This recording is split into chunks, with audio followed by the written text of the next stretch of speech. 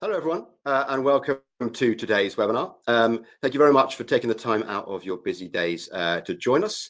Obviously, there's a number of things to talk about. The landscape is slightly changing under our feet, but the topic of today's webinar is how to scale your SEO agency.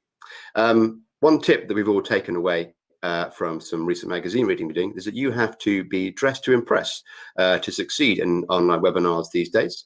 And so we've all taken a little leaf out of that book. We are trying very hard to keep straight faces during this process. I know what you guys are talking about. I dress like this every day. I don't know about it. I always wear this. I mean, I'm actually in elf isolation. I hope there's some virtual laughter happening somewhere out there, but anyway. Thank you very much to Blake, actually, for suggesting that we wear some little outfits today to try and lighten the mood and to kind of keep thoughts away from things like coronavirus, obviously. So anyway, I'm actually wearing my Christmas elf outfit that I like to wear every day, every Christmas day, mainly to make my children wince in sort of, kind of pain and cringe worthiness. Mike, what's your outfit all about? So this is, I've done lots of plays actually, and I was Professor Harold Hill in The Music Man. And so I figured nothing would be better to wear today than a costume representing a snake oil salesman. So here I am talking about SEO dressed as a snake oil salesman. And Blake, you are dressed as a... Well, it's actually a Tyrannosaurus Rex. Last Christmas, my mom asked my wife and I to get matching Christmas pajamas. Well, she said pajamas. She didn't say Christmas themed. So we went and got dinosaur themed pajamas. So it just seemed a little appropriate to go ahead and rock it today. And the reason I'm a Tyrannosaurus Rex is, given what's going on with coronavirus, Tyrannosaurus Rexes have really small hands, so they can't touch the face. So it's kind of like a really good way for me to remember that I cannot touch my face if I'm a T-Rex. They are also extinct, which is maybe not such a good parallel to draw. Yeah, I mean, that is true, but... Yeah, I love it. I think it's a great idea because, frankly, we could all do with a little bit more kind of laughter and amusement in our lives at the moment to take our kind of minds off kind of what we're going through. So for the more awake of you out there, you'll realize there's only three of us. Alicia from Votala was unable to make it. Her life has been particularly disrupted by coronavirus, and she's got kind of young kids and juggling working from home. So she asked if she could sort of step out from this one, which is a big shame because she's great and would have added a really nice extra opinion to this. So instead of four, you have the three of us, the three amigos aptly dressed to discuss how to scale your agency. So thank you everyone for kind of joining in. A few kind of housekeeping pieces. We don't have a slide deck today, so we're going to kind of freewheel this a little bit, but we do have a nice clear agenda, which we have actually adapted to talk a little bit about how Mike and his agency and Blake with his agency are dealing with the kind of current challenges that we're kind of going through. So we'll talk a little bit about that, but then we'll also look to the future, to a more positive future in which all of our kind of agencies and businesses will flourish with the fresh fruits of growth that come off the back of the challenges that we're in. But we will talk a little bit about what these guys are doing and how they see it working and what advice they're giving to their clients, what advice they're kind of giving to their employees, and how they're looking at their own agency situation with coronavirus. Before we get into that, though, I'd like to a little bit hear more about the stories that you guys have been on and the journey that the kind of path you've been on. Interestingly, each of us started our business just over 10 years ago in 2009.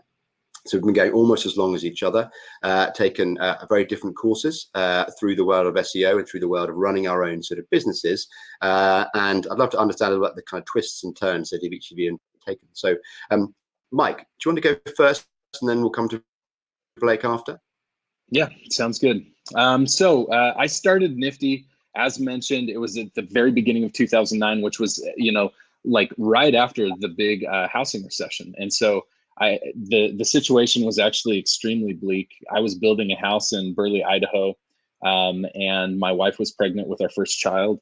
And I was going to be stuck moving back to this small town that was an agricultural town without any really great prospects for work. And I decided that I really want to get into this internet marketing space. And so I started an agency like in that situation. And fascinating enough, like it was really hard. and I wasn't able to pick up very much business right out of the gate.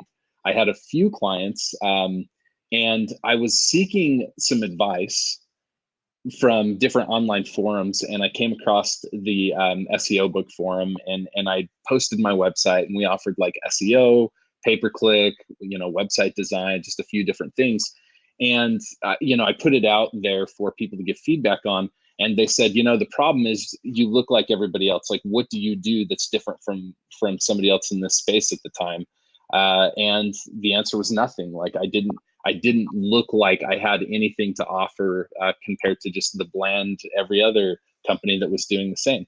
And that piece of feedback really helped us to be able to like transition from trying to be everything to everybody to find a focus. At that same time, the thing I looked at was the clients we had one thing in common, and that's they all needed to have this new thing that was a Google listing for their local business. It just happened to appear in the normal search results around that time, as far as having like a Google My Business listing. It wasn't called that back then. And so I saw this and I thought, hey, this space looks interesting. How about I start focusing on this? Like, we'll become known in this. And I started to put all of my energy and efforts and resources into sharing and talking and studying about things happening within this Google local realm, which led to a lot of friendships with other people that were doing the same thing, and also helped to differentiate our company at that time. We became known for local search. And I think without that, I don't believe we would have gotten off the ground. We were having a hard time acquiring like Southern Idaho clients, and there was no reason for anybody else across the nation to use this because there was other people doing things. And it wasn't until we started having that focus, starting to really niche down, that we really started growing. Interesting enough, that was one phase of our kind of niching down or having a focus. And around 2012, 2013, we started seriously getting into the law practice area. And so from there, we continually just developed processes, practices, everything for law firms. And we created a brand that specifically focused on lawyers. And eventually, along that path, and something that we've moved to quite recently, we've gone strictly law firms within local search. So our path has been one that's continued to niche down and become more focused on a very specific thing. And as we've done that, we've been able to grow. So currently, Nifty is our goal for this year is roughly 5 million in revenue, and we have roughly 20 plus full-time employees in Burley, and then quite a few independent contractors around that. So that gives you a little bit of where we're at and the path that we've been on up until this point.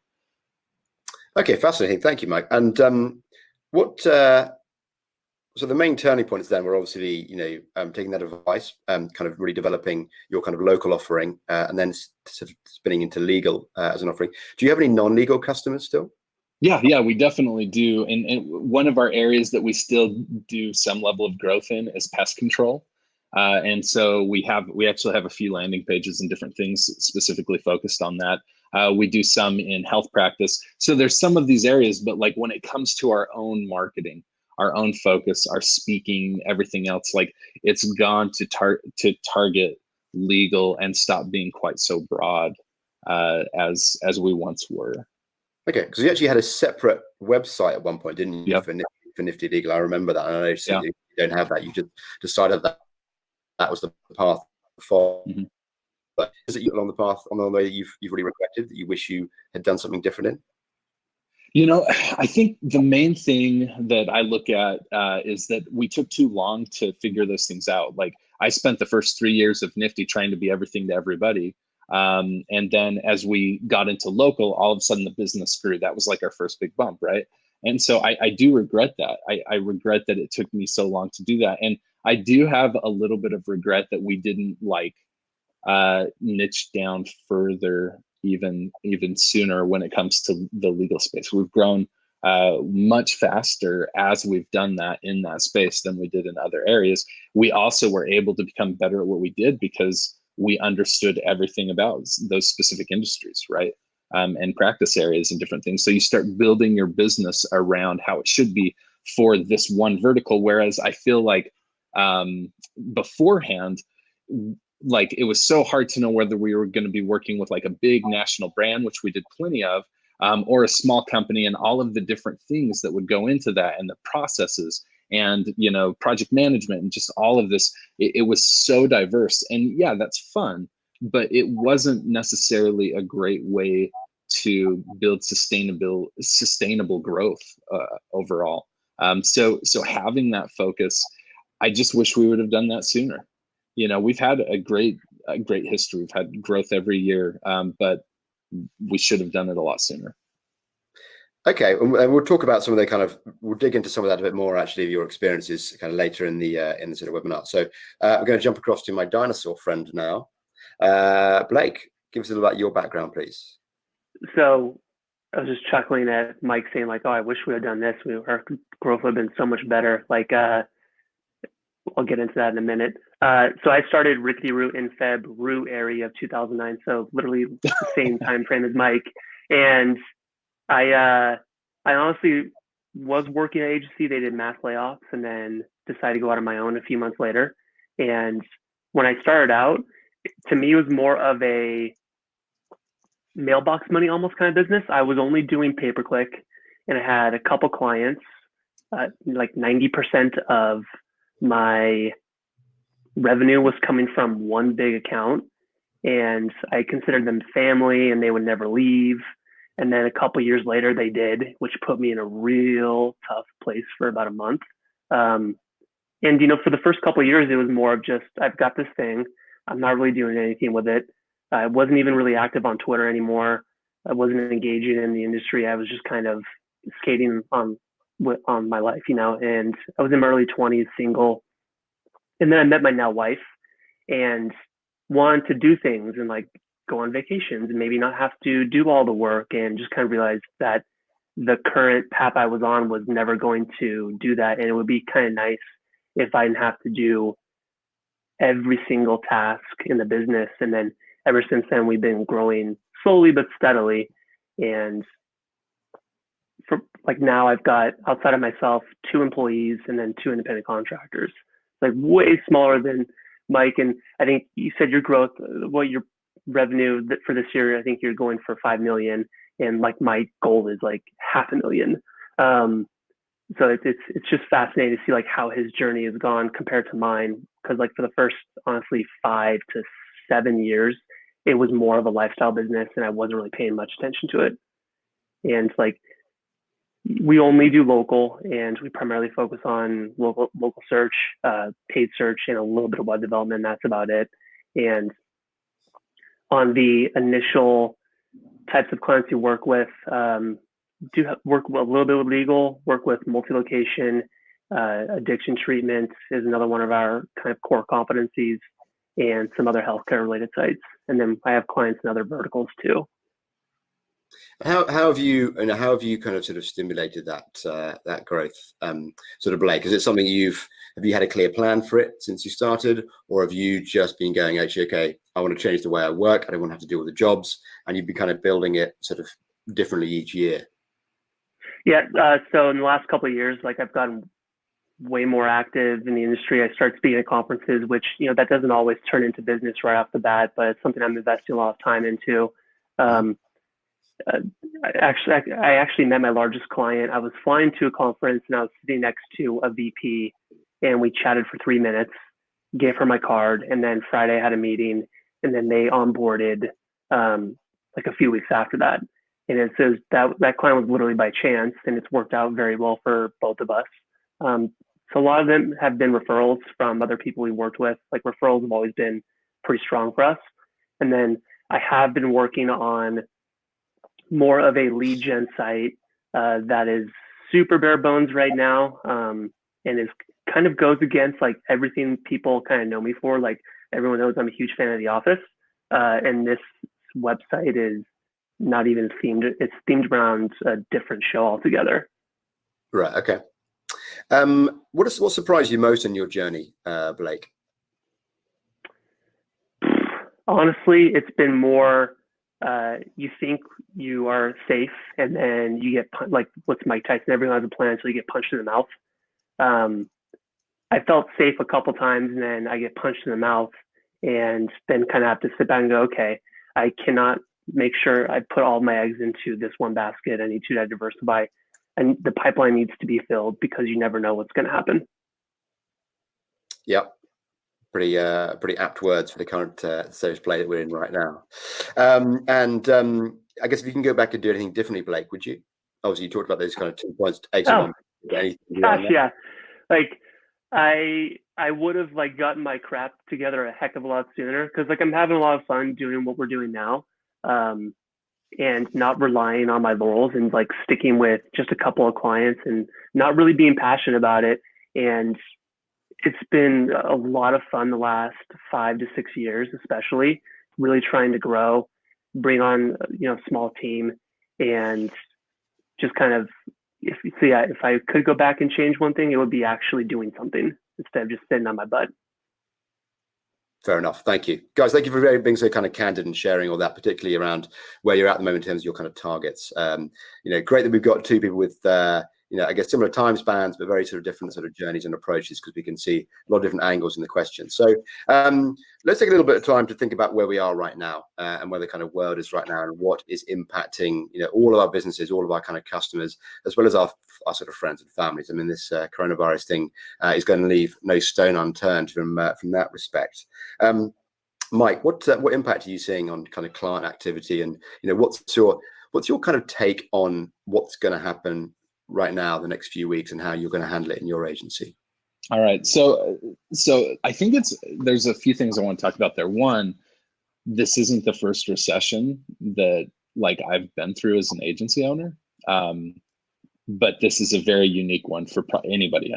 There's no business that's running on earth that's had the people in the position, in CEO or leadership type positions, C-level, that have gone through this type of situation like ever, right? So as far as what we've seen thus far that's affected Nifty, we've lost to this point about 17,000 in recurring revenue a month. Now, when you look at where we're at, somewhere in between that 4.5 to 5 million range for this year. Like, is that substantial? No, I mean, our business is going to be okay. We quite realistically, I think we could have a pause or a drop in budget or different things potentially up to 30%, and that's in law. Now, law is one of the spaces that when I was looking back and trying to figure out like, hey, where's a place where we can really put down a stake? I felt like it was a very recession-proof space. I was like, hey, this there will be effect, but there's enough different diverse areas within law that somebody will always be doing good. And that's still the case for today. But quite frankly, there's still courts are closed. People aren't out on the street or the road as much for car accidents. There's certain things. I think divorce cases are probably going to go up and skyrocket after all of this because people have to spend time quarantined together. But there's just all of these dynamics. But we have some other clients that are particularly in the conference space. And we knew the second that hit, and when we saw conferences starting to cancel, we knew that revenue would be lost. So for us, I feel fortunate that we're having as minimal of effect as we are compared to other agency owner friends that I have that are in the restaurant space, that are in the hotel space, and other things that have the potential of losing between 50 to 75 to potentially even 100% of their revenue over this next few months. Now, the hard thing is as marketers, we know that it's so important to continue to market in hard times, and that those that find creative ways to do that will end up coming out ahead.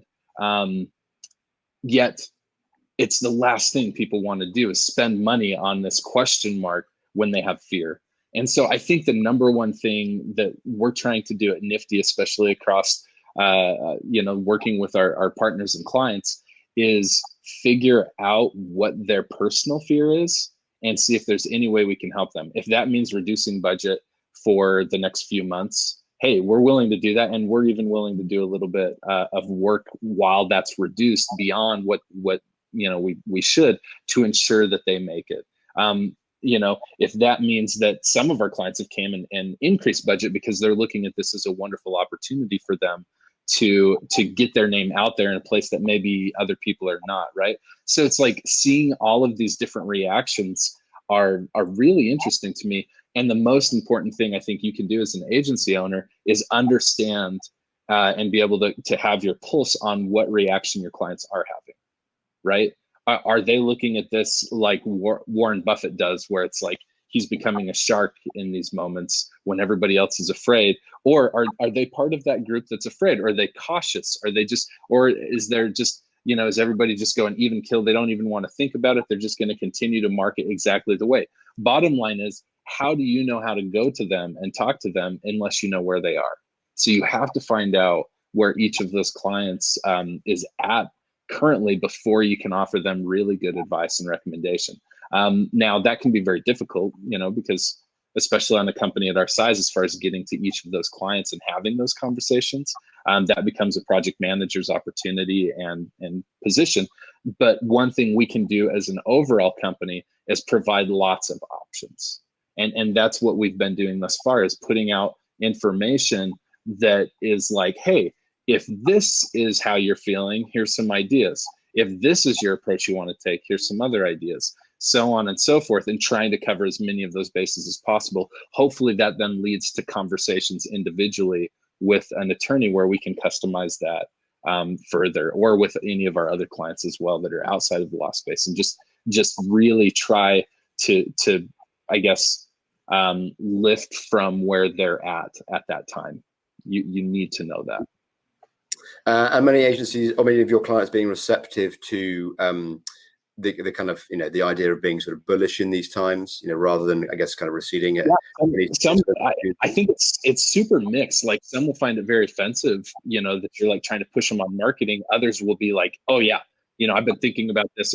We had one client that talked to us this past week and was like, we're trying to secure SBA loan funding right now to really push hard, because we look at this as a great time to build our brand in a market when there's a lot, there's a lot of people not doing that. It opens this opportunity. So the one other thing is, like, where's the agency at? Like, if you as an agency owner are living in this mass amount of fear and you're about to board up your shop and everything else, I think that's really, really difficult. One thing we've done at Nifty, and this will prove us very well, is we've hoarded cash. Like, I'm a big believer in like Dave Ramsey style philosophy around how to run a business. And I've taken that into the agency of saying, you know what, having 3 to 6 months of runway with 0 incoming revenue, we can do that. If today I lost 100% of revenue, I could continue to pay my employees for a year, right? And to me, that's a big deal, because if there's a lot of fear for my employees or team members around that, then they're not going to be thinking about what they can best do for their clients and pushing that. They're going to be just worrying about day-to-day stuff. So like, as soon as this happened, we sent out a company message to everybody as we went to this kind of like remote situation that said, you know what, we're committed to you. Understand, we've got you for a year no matter what. If we had 0 revenue, and we're not even going to be close to that, but if that was worst case scenario, we would float it, and I would do what it took to make sure that we could keep that promise, so that then they can just continue focusing on their clients' work. So Guy, I see Guy in the comments right here, which is great. Like, cash is king, and that was one I did this post a long time ago about scaling an agency on Moz, and I was like, hey, content's not king. Cash is king. When it comes to an agency, like, cash flow is a big deal. Another piece of great advice for starting to scale is either take automatic deposits or credit cards across the board. Like we don't want checks. We stopped taking checks. Very few of our clients pay by check. And you'll see businesses fail in the next 2 to 3 months because they can't collect. And so one thing was always cards up front for us, which guaranteed that we weren't always chasing the dollars. So during times like this, cash is king. And for lawyers or for other, for that's in our space, or for our clients that do sit on a lot of cash right now, those are generally the ones that are looking at this as opportunity compared to being fearful because they were like American Airlines and spent all their money on buying stocks or something like that. I mean, really, like yeah. It's just important to sit on that cash. Certainly, it's only a lesson for the future in terms of, we kind of come out of this building their businesses as, you never know what's going to come. And I guess for the last 10 years or so, since we've all been running businesses, it's been relatively smooth sailing. And so, great to have had that sort of planning, sort of foresight, Mike, and that kind of cautious approach to kind of cash. Blake, over to you. What are you doing? Not on the kind of client side or the customer side, but in terms of, your own time. Let's assume, clients will be reining back in their activity. What are you doing within your agency itself to, make an opportunity of this for the future? To Mike's point, the first thing I did when all this really started to kind of go south was I sent messages to my team on Slack and said, look, like, this is what's going on. This is where we're at, and here's our runway. I don't have a year's worth of runway, but I do have a nice runway in the business. On the personal side, I could put money back in the business if I needed to, which I don't think would ever need to happen. But I wanted to make sure that my team felt like comfortable that they weren't going to be handed a, saying like, hey, sorry, gotta lay you off. And on the client side, like total, it's affected like 4.55% of my monthly recurring revenue. Okay. That's good. An agency who BrightLocal works through us is, heavy in the travel space. So obviously that's all paused, until further notice, which is fine. But I can't say what's going to happen in the next 30 to 60 days. And I've been really proactive with talking to clients where I think this is going to kind of hit home for them. Like I have assisted living clients and, some of them are in Oregon, right on the border of Washington where that outbreak happened. So been really kind of helping them, offering them additional support as they kind of navigate these waters, and just kind of like really stick to like hoarding toilet paper. Not really though.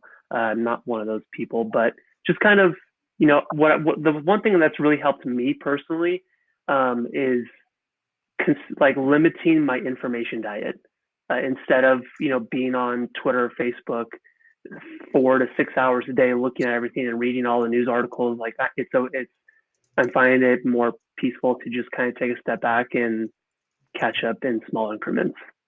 Okay, fair enough. Yeah, I mean, it's not healthy sort of indulging too much in the kind of bad news. But in terms of kind of marketing for either agencies or diversifying or doing something to kind of build a platform for growth in the future, are you taking this additional time out at the moment to spend time on your own marketing? Mike, is that something you're talking to your guys internally about? Yeah, so we have there's 3 of us right now, and that's like every day. We have a meeting every day to discuss what we're doing about the current situation from a marketing perspective, email, blog post, individual reach outs. And so like, I would say now more than ever, we've doubled down on that and look at it for, in our case, we're looking at it as opportunity to help clients, current clients, and then being able to reach out with information to others as well. So yeah, we're really trying to focus on that. And to me, like, this is the lesson learned from back in the day, right? Like when I started in 2008, nobody cared. Nobody cared about little Mike Ramsey in Burley, Idaho, and his website that was everything to everybody, because I like, they didn't see any level of expertise. And so the thing I learned most over the career in this space is that expertise builds confidence. Confidence turns into clients, okay? And expertise can be shared through many ways. Speaking at conferences, writing a ton, online pieces, offline. But like, like everything, just showing what you know, how you know it, and why it will help your specific audience. And so like, as soon as I started doing that in the midst of the financial crisis back in the day, people became interested because they didn't know who to trust at that time, right? They didn't know where to put their money, but they were losing in all of these other areas. And at that time, it was the phone books. They were losing out of the phone books. And so it's like, hey, we're in the middle of a hard time. We have to be smarter about our marketing. What's the best way to, or place to put it? And then they would hear about online. They would have no idea. So then in their research to figure out who knew what they were talking about, that would eventually lead them to us. Like that same process will happen from this. People will look and they'll say, hey, we need to re-examine our marketing. Are we doing the smartest marketing we possibly can? They'll go and they'll research what that is. And if you're not there, you're not part of the conversation.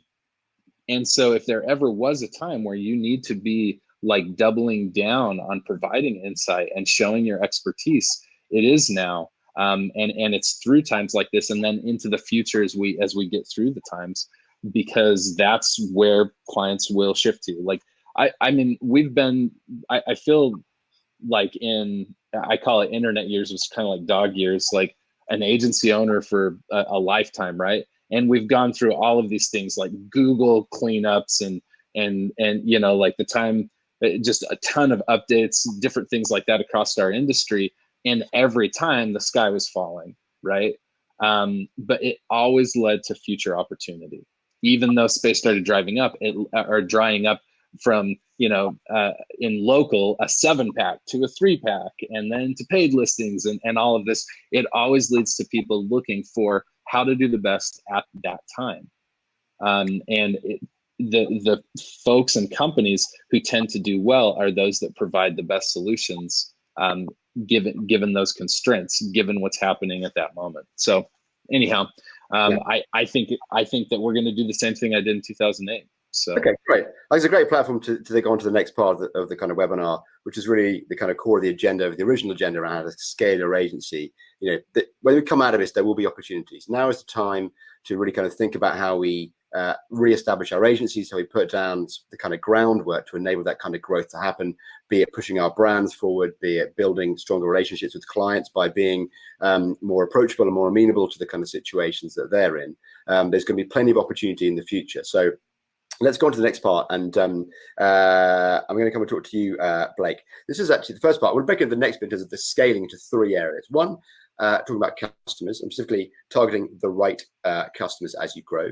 The second part will be in terms of the efficiency of scaling, so around the processes and the systems that you need to have. And the third part is about people, you know, who you hire, who you partner with, who you work with, and how you manage those people. So, Blake, in terms of the kind of path that you've kind of been on, in terms of how the profile of customers changed for you, and have you gone about targeting customers that are right for you in any particular way? Be more specific about the customers you take on.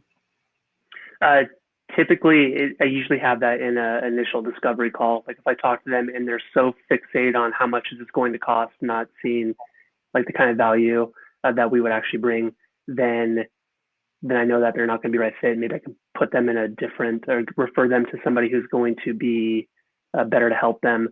That's how I kind of qualify. And I also just kind of pay attention to what types of red flags do I see in an initial conversation.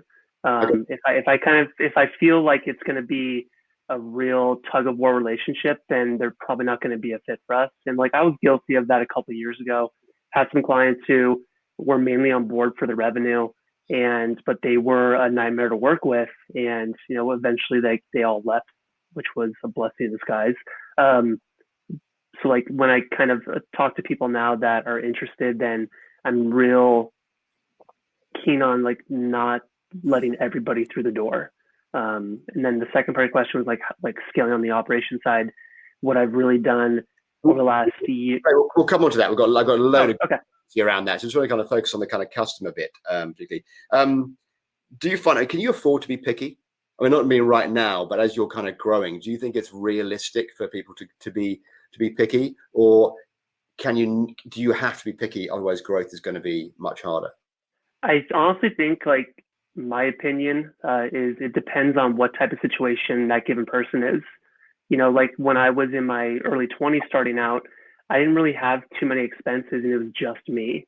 But if I was married, had kids, and had to support a lot of people, then I probably would have been a lot more into just getting anybody I could to make sure I was able to pay my bills. Okay, how about you, Mike? Because you've been through, I guess, various sort of transformations in terms of the kind of growth and the sort of focus. How have you adapted who you target, and are you quite do you have kind of clear lines that you draw when you're looking at customers now, who you will take on and who you won't? Yeah, I think so. We have one we have a director of marketing that handles all of our sales, right? And over the years, it's been interesting to see how he's been able to snuff out a good fit for Nifty versus not a good fit. But largely, that's what led us to focusing towards legal, and it was simply because we would get into these conversations, and it was like so many clients needed such diverse things, and we'd look at our ability and resources and realize that we could make it work, but it wasn't our wheelhouse. And so everything just led to building the company around this core idea and core competency of who we could work with, and that landed in this medium to small law firm, right? Like that's where we found our very good niche. Now we'll take a few bigger law firms, but like scaling mass law firms, that's not our thing either. Like really, really big folks, like we're really good at the mid-market to a few of the big market spots that are going to range in a budget between about $2,000 to at the max end maybe $10,000 a month in type of marketing spend area. And that's a place where we can scale all day long. Now, when it comes to personality, when it comes to these things, I think from a business process perspective, like we have attorneys and other types of clients that are the coolest people in the world. And we've worked with some of the meanest people in the world as well. But what I find is setting realistic boundaries up front on what your service is, what your service isn't, what you provide versus what you don't, can make it so even a person that might not have the personality that you love will fit within there and respect those boundaries as long as you're clear about them. I usually find that you can turn a really good person into an awful client by your own communication, right? So like instead of looking for the right personality fit for a client, it's more like finding a person that's willing to look through our documentation as we start out, understand what the contract is, understand what they're getting, and be able to work from there. And we've had good success. Like sometimes there's been a few of these clients that we've thought, this could be really bad. They've ended up being our favorite. Right. Okay. They had clear expectations. So I'd be hesitant to try to base everything off of personality, because I've seen that fail. It's more about your ability to communicate up front. And as you scaled, Mike, in terms of have you had scenarios where you've had clients that just weren't able to kind of scale with you? Maybe you had sort of smaller clients or clients that weren't prepared to adapt to kind of fit into the model that you had, that you were able to deliver good success for customers in an efficient way. Have you had to say goodbye to clients because of that? Looking back, like we've had some mutual departures, but we've never had like a mass exodus where we're like, hey, we're going to take this percentage of our clients and like offload them.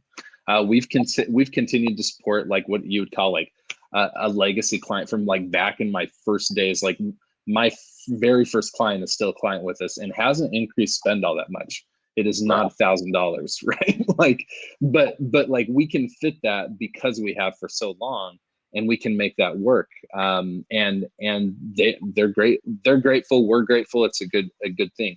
I've definitely seen for other agencies in scaling that for them to accomplish what they want as lean as they want to accomplish it, they have to cut out or sell a certain portion of their business that doesn't fit what they're trying to accomplish. We're not there. We've really never had to be there. I would probably say because of our slow morph into what we are today, there was never like this massive, big, absolute shift at any given time. Like every step we took wasn't fast. We started in law in 2012, 13. We didn't really create a brand for law until a couple of years later, and we didn't go exclusively in the future, as far as like who we're taking on now, until 2020. Like that's a long process. And so there's a certain natural attrition that happens before then. There's this natural thing throughout the company that just makes it make sense and hasn't led to us offloading. Yeah. Would you, in hindsight, want to have taken those steps sooner? Like, as mentioned, yeah, I would have. I think that like if I could go back to day one in 2008, I would have been like, oh, I'm going to be the guy to do law. Like this is what we're going to do. And if we would have started there, like a $5 million agency today, like we have, there's other companies in our space that are 10 million, 20 million, 50 million, because they had that focus. They knew what they wanted, and they were able to go out and sell for that, and build product for that and everything else. I don't know. I don't know where it would have fully landed us, but definitely having that focus out of the gate. And when I talk to people about starting up, or if they're just in their beginning stages, even like at the point of about that $500,000 a year place, like that's a wonderful place to be at and say, you know what, like we're not big enough that it's hard to move the ship. We can adapt fairly quickly and take on either an industry or space or a specific niche that like we feel confident we can roll in. So yeah, I would have done it sooner. Because we didn't do it sooner, I think it naturally happened. Sure. And we allowed it to happen instead of fighting it. But those decisions could have been made faster for sure. Okay, thanks, Mike. Blake, you talked a little bit earlier about the kind of pipeline, the sort of sales pipeline. How much of your time do you allocate to kind of sort of active and proactive sales at the moment?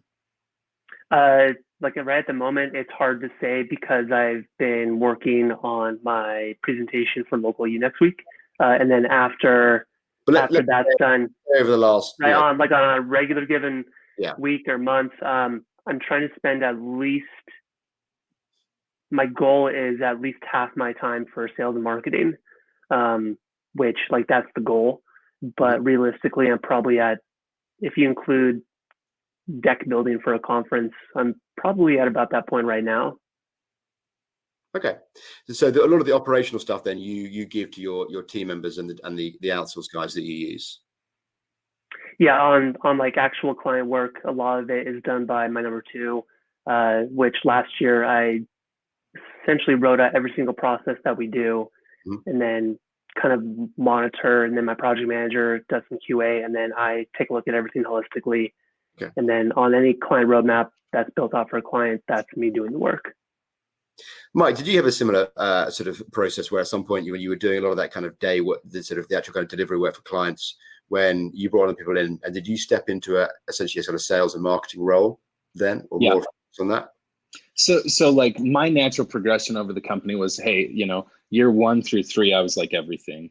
And then I started through that time to outsource to different like providers that I found to do specific tasks. But I was still the main 2 areas of the company, which was sales and then project management, I would say.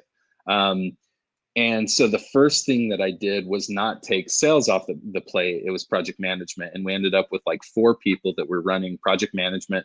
They were helping assistant sales, but I was still a big part of that. And then by like employee number 6 or 7 is when we started getting into taking me out of sales.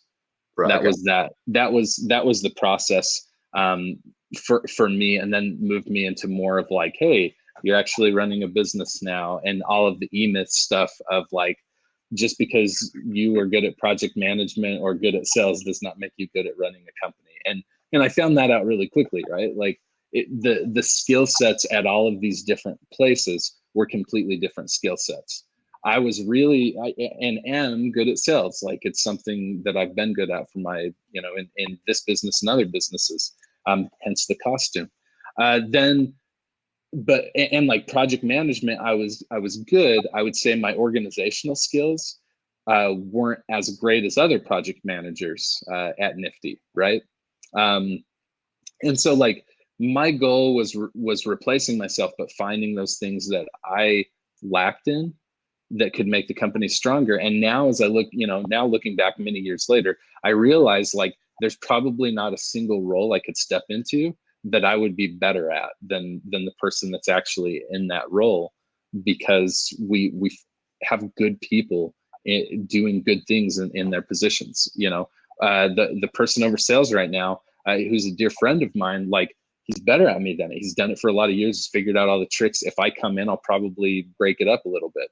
And I have an operator that is fantastic on the management end and these areas of struggle. So like for me, it was like replacing weaknesses and being okay to admit that it was a weakness. The hardest one for me is like stepping out of the whole company, like looking at it and being like, you know what, like I'm not the guy to run this daily, and I'm probably holding the company back.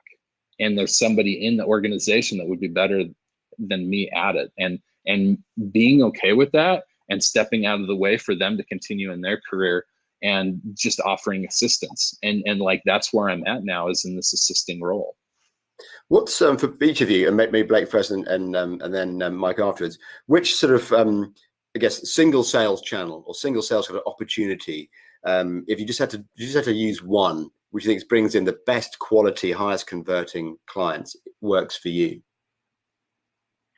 I honestly don't really have one. I can tell you what I'm working on, which is a separate website entirely from my company, which is going to have a ton of information, and then hopefully that will attract leads. But yeah, I haven't done a massive amount of actual marketing. So I think Mike would probably be better at answering this. Well, you started doing talks a while ago, didn't you? You've done a few kind of conferences. Yeah. Genuine opportunities. Yeah. I think this is my second full year, or maybe my third, I don't know. And anybody I've talked to that's been on the speaker circuit for a long time has said like it takes time. I have closed business from it, but with the amount of time it takes to build a deck and then travel and all those expenses tied to it, unless the conference is paying you, which most of the time doesn't happen unless you're invited to speak at a conference. I could have spent that time elsewhere, but I do enjoy speaking. And it's like great to see industry friends too. Okay. How about for you, Mike? Is there a sort of, actually, Mike, it's also a question for you. How much is inbound versus outbound for you in terms of pipeline? For me, is this for me? Okay. So inbound versus outbound, we are like almost 100% inbound when it comes to how leads talk to us, but that's fueled through like one of the models that we used for a lot of years was like me speaking at a conference or somebody on staff speaking at a conference, and then us having a booth or sponsoring at that event, right? So that there was a place to meet at, we could show level of expertise. And so here's what's fascinating, like relating it back to exactly one thing doesn't necessarily work. Like I started blogging a lot, and that led to certain leads, which led to speaking events, which led to leads, which led to more blogging opportunities, and led to relationships with people that led to more relationships with people that led to referral network, type stuff. And like, so I look back and I can say the thing that ultimately led to us building our business was sharing information, whether on a blog or, in front of an audience.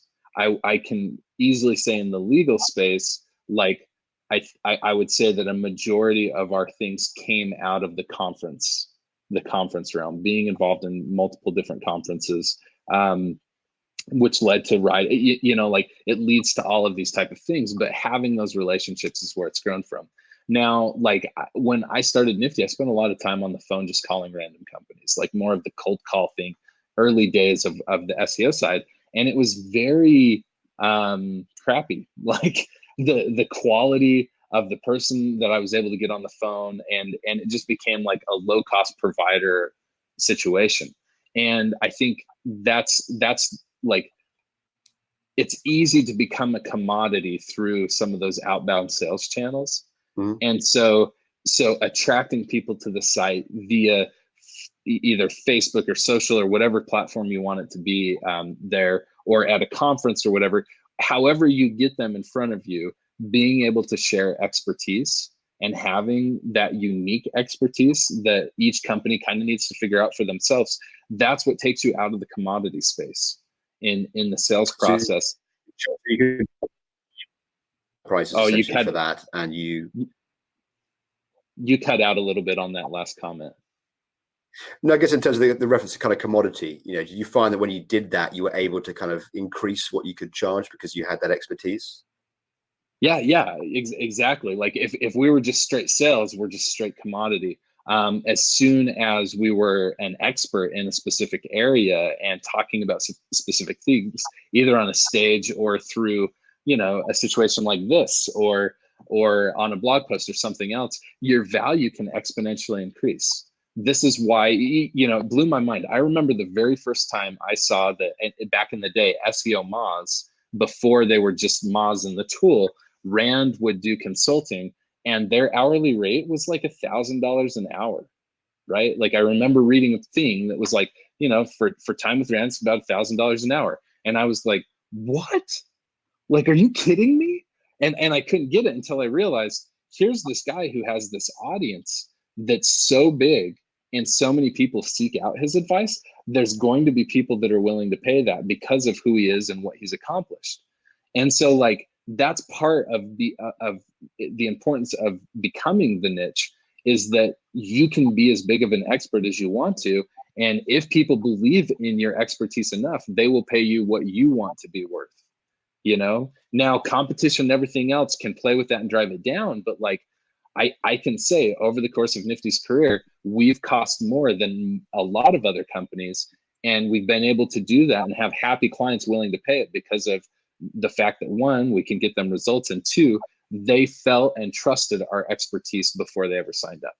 Yep. So that has to be there. It has to be there. So the sooner you can establish yourself as an authority in the particular area that you focus on, that opens up doors to, for speaking opportunities, which essentially increase that authority, which creates that expertise, helps you kind of drive up the price point that you can charge. Because, as you said, people want to de-risk the choice. There's two agencies they want to choose between. One agency is clearly an authority and has kind of touch points in the industry, and one is an unknown. They're obviously going to choose to go with the one that is an authority, because I guess they're more likely to get better results through going with them. Yeah. Kind of simple model. It takes time to execute. It takes kind of clarity in terms of what you're targeting and persistence, but it works, as is a testament to what you've achieved. Let's talk a little bit about the kind of scaling up efficiency. And apologies, everyone. I think we are going to overrun a little bit on this. I hope that's okay with everyone. Apologies, lots to kind of talk about, and obviously the coronavirus segment was new to the agenda.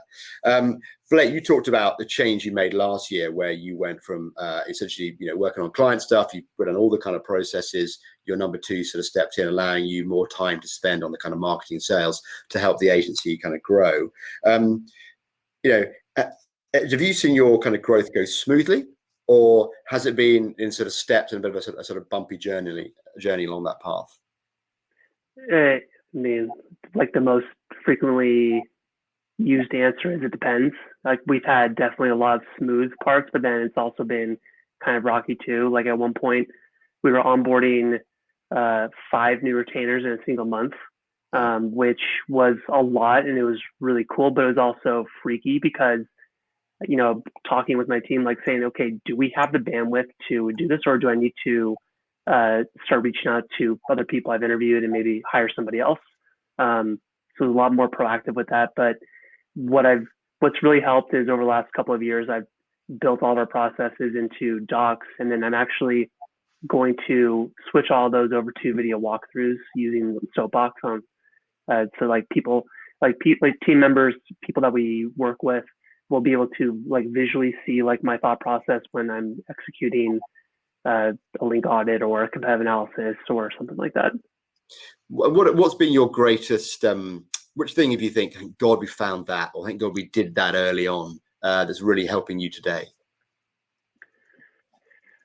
For the one thing out of everything. I remember it's a platform you use or a process that you've kind of been through. Like you talked about the Soapbox and kind of moving stuff to video. Is there anything that you really rely on very heavily today that you couldn't do your business without?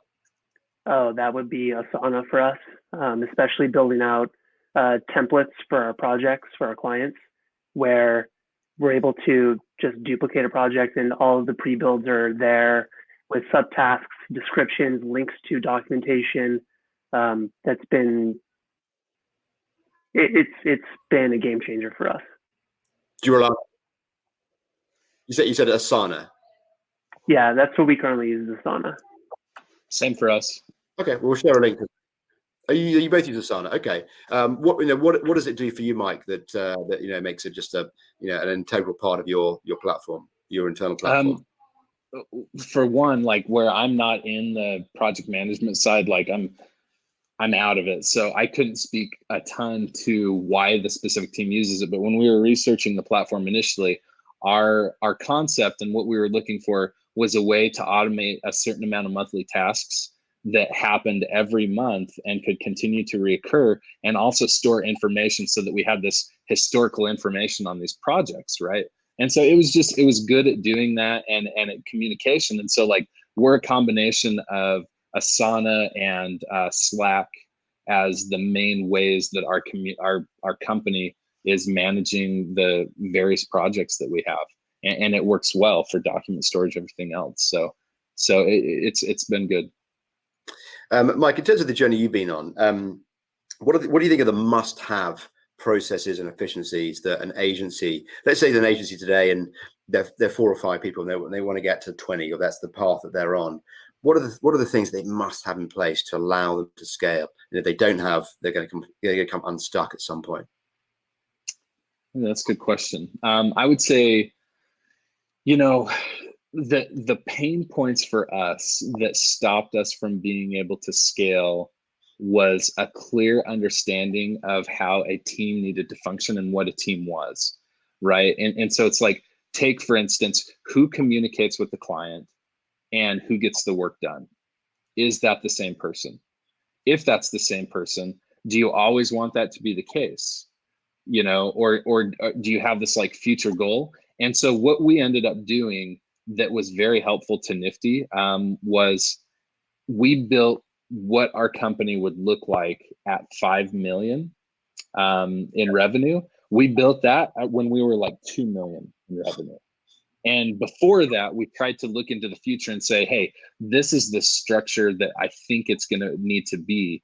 Here's how much a team, like a project team, can handle. That means we're going to need 3 teams, or that means we're going to need to switch up the whole way we do this. And just thinking through that before we were actually there made it so we could set up the company in a way that could even scale to that in the future. And so like our last time of doing that, around that 2 million mark, we've made some changes, but it hasn't been very dramatic. And our approach was like these pods of about 3 people. And now it's like 2 or 3. And the idea was we had an associate, and the associates got a lot of the work done. And we had a strategist that was like the manager over the specific projects. And this team could handle up to X amount of revenue, right? The goal was for the associates to eventually become strategists through training, through experience, everything else. And then you have this system down where we could start replacing associates as they became strategists and just add into that, and it would grow. And we knew we needed, 10 strategists or something like that to be able to handle X amount of revenue. And then you figure out how to support those teams. So like thinking about that today for where you want to be 5 years from now, will help you to structure correctly on your teams. It will also help you figure out your hiring, because like when we first started doing this, like I was just hiring because I was like, I need this done now and you can do this, I'm going to hire you. But like all of a sudden I need that person to be more than they are, and maybe they weren't the right fit for that. So I would rather say we need strategists in 2 years, which means I need to hire 5 associates now, right? And that gives them a certain amount of time to become, and that's been good. Like we're at this place where we've built up a lot of competency in people because of that type of planning for growth. So anyhow, that's one of the areas that we did. That's fascinating. Question for you might come through. Actually, Mike, one of your, I guess your kind of associates or your pods, how many clients do they typically handle? We don't do it by clients as much as we do it by revenue. And so in looking at that, like our agency in particular, like I've held us to this because I think it's a very clear expectation thing for an agency is we largely sell like buckets of hours on a monthly basis. So let's say we have, a client and they get 20 or 30 hours of work done on a monthly basis. Okay. So I know that this team can fulfill this many hours, right? Because that's how much hours they have for work. We have a certain amount of outsourcing hours that can potentially go into that pool. And so each team has this set based on the size of the team. We have teams of 1, 2, or 3 people at any given time. And so by doing that, we're able to basically say, this is your max amount you can handle before you're out of time. And that way we don't overload them. And that's worked out really well. And it keeps us honest to the client. It keeps the client honest to us too, because they understand what they're buying. They're not buying a position. They're not buying, this certain thing. They're buying time for us to do work. Mm-hmm. And so then our reporting becomes super, super, super important. I think it's the most important, like it's the one product we give to people that's tangible that they can look at and understand. And so like being able to report on what we did for that time, what it accomplished and where they're at. Like, yeah, if things are bad, then they still know they're getting the time in. They're not just getting a position. And I find a lot of agencies, like the model is we're going to put a ton of time up front. We're going to charge you the same amount every month. And our hope is to get you to where you're happy and then not work on your stuff again. The problem is as soon as you dip, you're going to we got to come back and put all this time. So it's like just running from fire to fire. And that's what the staff does compared to just being consistent and saying, this is what you get. Like, if you want more time, great, buy it. Like we'd love to have 50 hours a month to work on this or 100 hours a month. Or if you don't want more time, great, we'll do 20, but you're paying for what you get. We'll give you what you pay for and you'll always get, that, and we'll be able to show it to you. So that's how we've done it. It's also made it so it's very easy for us to look and say, well, here's our staffing, here's where we're at, here's how much time we need to get to this point, so here's how we need to hire and think about it in that approach. So that was hard. That was hard to figure out, but once we had those things in place, it's made scaling from about that 2 million up to the 5 million manageable without a ton of curveballs. Did you and you obviously you mapped this out essentially in terms of how each pod would work, essentially how they would grow based on the revenue. So you can almost, do you always have like an org chart for 5 million? Yeah. Mm-hmm. Fascinating. Yeah. And did you, when you were planning that kind of scaling, did you have the funds in place to do that? Did you go out and get new funding, or did you basically just invest as you grow and expand as you grow? Yeah. So like I don't know. I run into agencies at times and I think I don't know how you do it if you don't have your margins in the right place, right? I agencies that are running 10 to 15% profit margins, even probably around the 20%, I worry about their survival, because you're going to have a 10 to 20% swing at any given time in your agency, which means you can go from profitable to zero at any given time. So for Nifty, I've always looked and tried to be okay, we have to try to be above a certain percentage, and every business is a little different on how they run. But by doing that, the amount of cash that you're able to create through this process allows you to continue to fund your scale without the need of going out and getting loans. As long as you didn't start out with that way, or the other thing that I see a lot is wanting too expensive of building space, potentially paying too much for your employees. You have got to maintain certain types of margins in a company for it to be healthy. So for us, I've been very passionate about holding ground and going through and eliminating cost across tools, not spending an exorbitant amount of money even when we had it, because I grew this business from 2008. I saw all these people lose everything they had because they just didn't have the cushion. I saw family members foreclose and just different things. So it scared the crap out of me early. And through this last several years of plenty, I still kind of always had that fear or or thought that like you have to be prepared for the rainy day when it comes, and here it is. And so from a cash perspective, like use your own cash. If you can avoid loans, like why loan for an agency? This isn't a business that takes a lot of hard assets, and it's not an asset heavy thing in the end, you know, that you're loaning and creating value in. Like it can disappear very quickly. And so if you can't figure out how to do the cash flow on it, you probably don't have a good business model. You know, I think agencies should be above 20% profitability. I think a good agency or a great agency is pushing over 30%. And there's fantastic ones that are closer to the 40% mark. And that's even as you start scaling employees. It's easy to have a 40% margin when you're like a 1 or 2 person show, because you're part of that cost, right?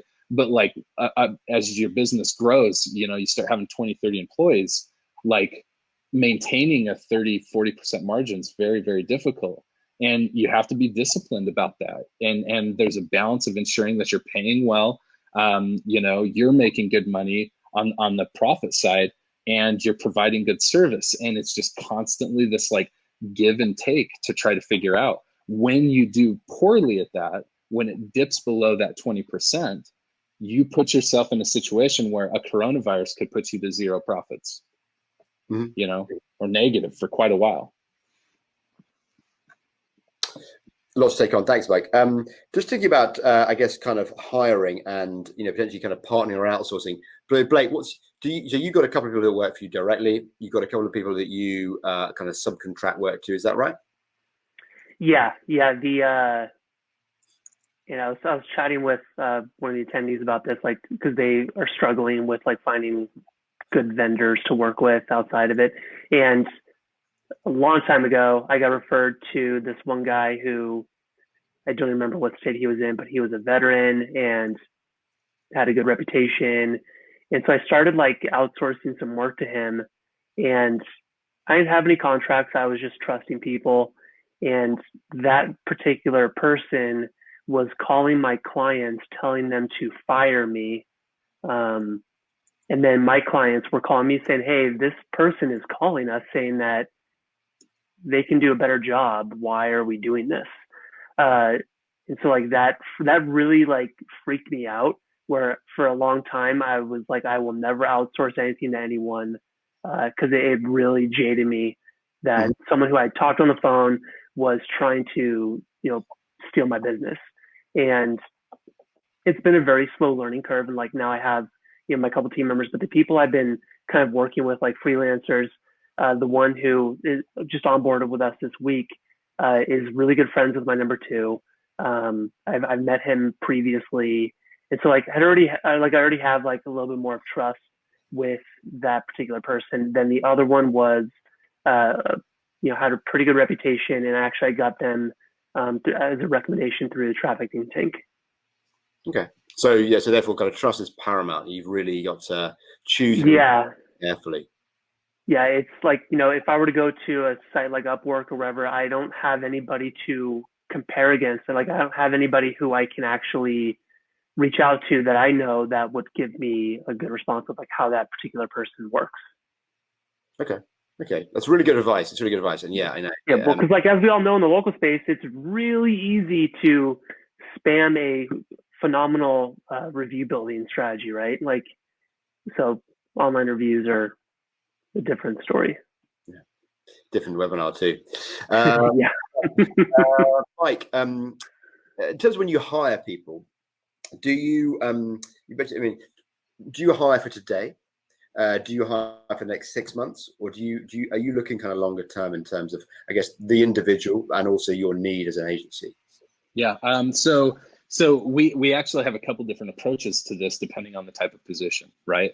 So our new like what we consider like associate or like, hey, doer position, this is where you're just doing the basic things. We've taken to be a position that's like super easy to replicate and to put a person in, and if they leave, we can replace quickly. And so that one's more like based on need in the upcoming months, which to me is like today. That's kind of the today thing. Like we know we're going to need this. This is revenue that's coming through the door. we'll need to fulfill it. So we need to hire for that and have them prepared within a couple months. The longer term hire becomes on the project management side, as I mentioned before, like the person that's an associate that we're turning into a potential strategist in the future. That process is probably minimum a year, and like maybe even longer, maybe up to 2 years. So that's more of saying, this is where we're headed. This is how many people we'll need to be able to manage this amount of revenue. So that one's way far in advance. And so in that case, that's like a core person at Nifty compared to potentially somebody that works at home from a totally different place, isn't in the office and is fulfilling tasks. And so like as that core Nifty employee, like the number one thing we hire on is personality. That's it. Like I don't care about their skill set because we will train them in that skill set. We just need to know that this person is ultimately extremely honest, a great communicator, sharp enough to be able to look and solve complex problems. But like when it comes to prior knowledge of SEO skill, any of those things, like I don't care. Some of the worst experiences I've had that have cost us the most money have been from people we hired who had previous skill set and had all the boxes checked, but the personality ended up being lacking, right? So like we focus so much more on that now, and finding that type of fit that believes in the same tenets we believe in as an agency overall, and will turn them into what they need. But that process is long. So for that position, that for the fulfillment position, it's much more like kind of like a stamped process, I guess you would say. Okay, and for training and coaching then of those kind of core staff, is that a big piece of how do you want to grow an agency in an efficient way to get that bit right? Yeah, it's a hard thing, and like we struggled with it for a long time. So what we did in early days is like those people that came on as associates, we had a certain group of strategists. Like at that time, probably I think we had 3 strategists, and each new hire, like let's say we had 3 hires, they would spend a month with each strategist so that they could learn all of these different things on their teams from each one, and kind of take the good, maybe see the bad as well. And it made the company stronger because it made sure that we had a little more consistency across how these different groups did things. As we got bigger, we got to the point where we actually had like a director of search, and their main job becomes training and managing these teams, right? Because there's enough of them now and enough people that we have somebody that's a huge focus. So they have a lot more individual time and training and different things from a staffing perspective. So that's where we're at currently. One person in our organization oversees more like how those pods are functioning, and ensures that the important things, our KPIs are being met, that people, if they have questions, are answered, that we have training documentation in place for how to do certain things, like kind of our standard process, procedure, handbook, all that type of stuff. So that's the transformation over time. And when we didn't have people to do it, it was just like, it was a little Wild West, and spend time on these different teams and talk to me when you had a question, and here we are. Yeah, we've been through that same process where it's just a lot of it is in your head, and it's like on a needs must basis. Do this, and then one because we don't need that. We can't work in that way anymore. There's too many people. We need, you're out of the office. You're not here to kind of provide that information. So yeah, it's just one of those things that all kind of companies go for, is that kind of really having to double down on documentation and sort of process documentation so that it's there for you to pick up and read. And some people like reading a manual. I hate reading manuals, but some people love reading manuals, and they like to have things sort of laid out. And it's really important that I think it's really important that you cater to the different learning styles. Like Blake, you mentioned a good point earlier about creating videos of the text documents that you've got. Because some people love watching a video and learning from that, and you can get so much more across in a video. Whereas I know people, my business partner, our CTO, hates watching videos. He would much rather read a massive amount of text and absorb it in that fashion. And I think if you can make sure that you've got a number of options that allow the person to lean into the learning style that they're interested in and that they like, that's a great even on the video, like when I do those, there will be text transcriptions. So if they don't want to watch the video, then they can follow along on the text-based version. But I was laughing earlier, like what Mike was talking about with like, or no, actually what I think you were saying, like, oh, it's in my head, but it's not on the SOP. I ran into that a few times where the work would get done, but I would look at it and go, this isn't right. And then I would look at what I had written down and I go, oh, like half of what was in my head is not even here. Like, what the heck is going on? And then having to course correct on each one. Yeah. So I guess the lesson to learn is to take additional time in that space, you know, and kind of really scrutinize your own work to make sure that it is you are kind of getting all the information down there. Because I've also fallen into that same pitfall. On the topic of pitfall, I guess Blake, from you've been in the industry 10 years, you've seen agencies come and go, you've got a whole range of contacts. What do you think is the biggest mistake that you've seen agency bosses make as they try and grow, or when agencies have gone under? What do you think is the biggest mistake, the biggest pitfall? The biggest pitfall, it's probably a combination of two. One would be like relying on too few clients as the bulk of all of the work, like revenue that's coming into the business. I fell for that. Like I had that same thing happen. Then the other would be not keeping their pipeline full. Like I've run into that a couple of times myself where, a couple of years ago it was nice. It was really busy and things were cool. So I wasn't really paying attention to new leads coming in or following up. And then like the pipeline was dry. And then when there was some culling, I kind of ran into like, oh, I should probably have a pipeline. Well, do I have one? No, I don't. Oh, well, maybe I should actually invest time into this and make sure that that never happens again. Yeah, great advice. Mike, how about from what you observe? Where do people go wrong?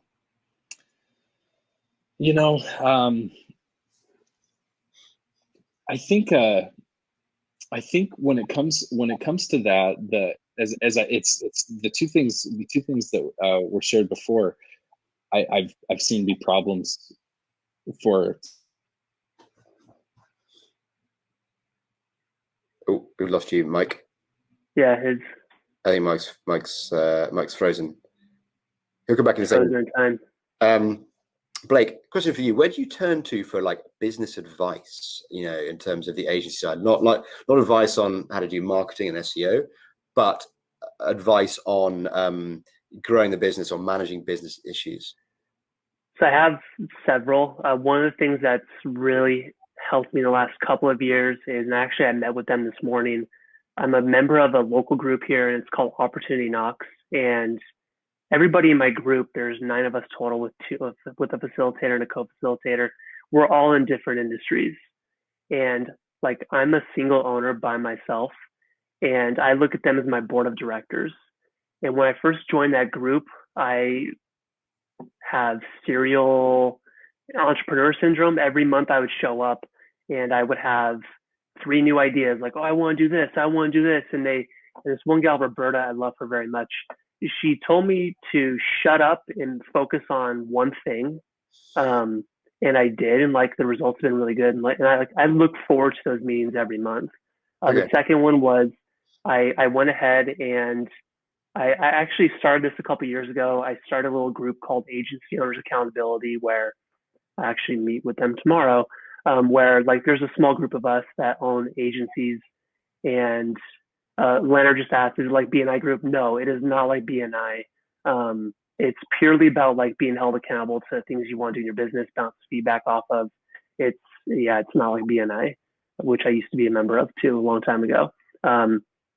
The second group that I started was kind of similar. Like we just kind of hang out twice a month in the Google Hangout and kind of talk shop. We hold each other accountable to business stuff and one personal goal. That's been very helpful too. So like if like especially if you're a solopreneur or a freelancer, like I would try and build a little community around you. Mike's back. I'm back. And then there's an earthquake in Utah. Another earthquake. Another one. Geez. I think it jacked up our internet.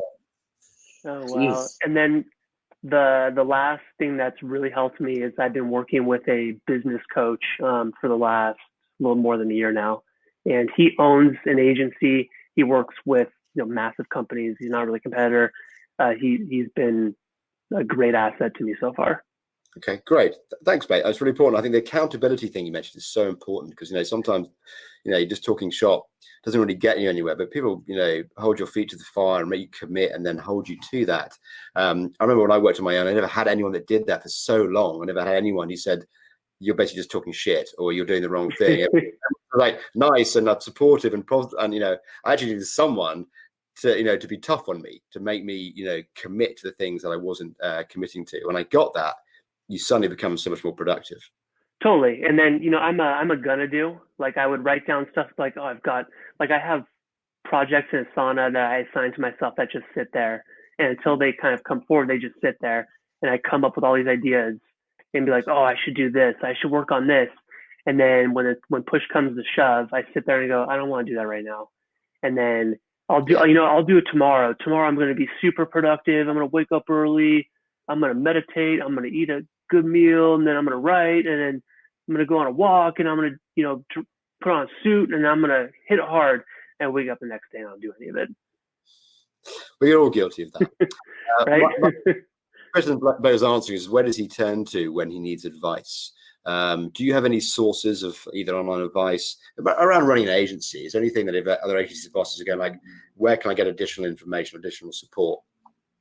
There's a group that we created a while back on Facebook called Agency Con, and there's other agency owners in there, and that's probably the first place I turn to when I'm looking for it, because it's people going through the same thing as me at different stages. All of us are kind of different stages, some far in advance, some behind, but their experiences are wonderful, right? Then I would say the group around local university is another place that I've spent a lot of time just bouncing questions and ideas off of, because they're dear friends and business partners. And I think that we all look out for each other, really in a lot of circumstances. So anyhow, that's a couple of spots. And I have my father-in-law who's a wonderful businessman. He does not understand how my industry works at all, but he understands just business in general and running a company. And so, I just find that there's certain people for certain issues that I need to talk to, and there's probably not one person that's going to be the master of all things. If I'm dealing with employee issues, I need to talk to somebody that has a lot of employees and has gone through a ton. And my father-in-law and the people at that company are great because they employ at any given time between 150 and 200 people. And so that's a big number to work from and go through all these experiences with. Sure. So anyhow, yeah. We've way overrun, but anyway, it's been great. Particularly, the last sort of 45 minutes has been really insightful. It's been great just, hearing both your experiences, and you've been so incredibly candid. I really do appreciate that. One last question, I guess, for you, for both of you. Start with Mike first. What is the biggest headache / problem that you have at the moment that you are dealing with at a company of your size? I think for any company my size or possibly under is how to continue to attract sales always. And we have a healthy pipeline, but there's not a day that goes by that question isn't on my mind. What's going to bring us the best qualified leads? What's going to do that for the least amount of money?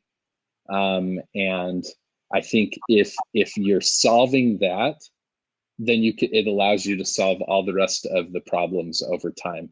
If you don't solve that one, you won't have the other problems because you'll never be there from an operational standpoint. And so that's what keeps me up as an agency owner 24/7 all the time, is how do you bring the next client on board and ensure their success through that process. So never-ending thoughts on that, and always trying to come up with a better way, a more efficient way, a faster way, or whatever. Okay, brilliant. Thank you, Blake. How about for you? What's the sort of the big uncertainty or the big sort of problem that you're wrestling with at the moment? I would have to agree with Mike and say like making sure the pipeline is still fresh and then I'm still following up. But like at the same time, I do kind of like to look at everything from a bird's eye view and see like, okay, so like last weekend I was tasked by my business coach to build a global dashboard of hours sold versus against hours that my team is available. So I can see like what my utilization rate is across not just by client, but each task for each client, where I can say, okay, if we're doing a lot of content and we've, let's say we're way over max, and I need to kind of address that and look for either consider hiring somebody or like using a freelancer to kind of help us where we're at. Because like where I'm kind of sitting at right now is with my current team in place, we're at a pretty high utilization rate. So if I were to bring on additional clients, then I might have a hard time on the fulfillment side unless I jump back in and start doing a lot of that work. Mm-hmm. Okay. So yeah, so kind of pipeline management, sort of sales and efficiency seems to be a really big one. Final question, actually, for the two of you. I mean, I guess Blake first. Do you like the selling side of it, and do you think it's an essential skill to run an agency, or do you think it could be something that can be outsourced if people actually like doing the job and the operational side but don't like the sales? How should they manage that? Did you say the scaling side or the sales side? Sales side. Sales side. Like Mike, I have an entire background in sales as well. My dad is he sells hardwood lumber and plywood for furniture and cabinet manufacturing. And that's what I was doing before I got involved in this. Like before the housing crash, I sold wood, plywood and maple and stuff like that. I thoroughly enjoy sales. I really do. I enjoy talking to people, but like I love telling prospects the truth. When I get on the phone with them and say like, this is what we do and will it work? I have no idea. Like, here's our experience. And like, I just level with people and I try and speak their language and I don't try and go over their heads. Now, do I think everybody has to do that?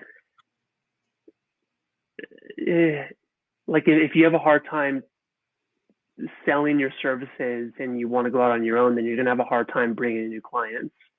Even though you might have a better service or product than anybody else, if you can't sell it, then you won't have the business. So I would say like being comfortable with sales, you might not need to be amazing at it, but being comfortable with it, you should probably have at least something to that effect. Okay. And Mike, I guess same question to you. I mean, is it possible to grow your own agency if you're not prepared to get involved in the sales side yourself? Yeah, well, I think you got to look at what sales is. And this goes, I think this is a good way for me to end kind of my experience in this, is that I don't think it's about sales as much as it is about educating, right? You have to, in this space, in agency space, you have to enjoy educating. That's what it takes to be able to hire and train. That's what it takes to be able to get clients. That's what it takes to be able to show expertise. It's your ability to teach people. And if you don't have that, then it will be very, very difficult if you can't express yourself in a way that is, to educate, because you'll be a commodity. You'll come across like a salesperson. And in the end, people, like even your staff, won't think that that's real. It won't be helpful to them. So learning how to educate and how to speak, being able to express yourself in that way is so, so important. And that's where I would spend all of your time trying to figure things out. As you do that, the sales happen. I've never considered myself to be like some epic salesperson that can win a deal no matter what. I was a door-to-door salesperson for multiple years through college, but I never felt like a salesy person. It's never like I convinced somebody to do something that didn't want it. I just answered questions and I worked hard in that process. And I made sure that they understand why I was there and what I was doing. And if there was interest, I just solved their issue through education, right? Our space is that.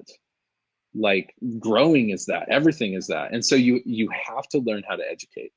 And as you do that, you'll be able to scale, you'll be able to problem solve, you'll be able to help clients feel really comfortable with your services, you'll be able to charge more, so on and so forth. If you're off, that's probably where you're off, is in your education. Or listening, like half the time, listening. especially when I talk to somebody, right? Like I do a lot more listening and then pay attention and then ask them specific questions about that. And then that really helps kind of flow the conversation versus I've got package A, B, and C. Which one do you want to sign up for, sir? You know? Yeah. Yeah, very wise words, guys. Thank you. We've really overrun. Sorry for eating up more time than sort of planned, but I'm glad we got to deal with the current situation that we're all facing and to kind of get your kind of sage words and opinion on how we work our way through that. Some really ideas there about really kind of capitalizing on the moment, building a platform and kind of growing from there. And the growth will come. And I feel like I've learned a huge amount in terms of how to think about the kind of growth on the agency side. What are the potential pitfalls? What are the opportunities? So thank you guys for being so candid. Thank you everyone who has sort of dialed in today and who's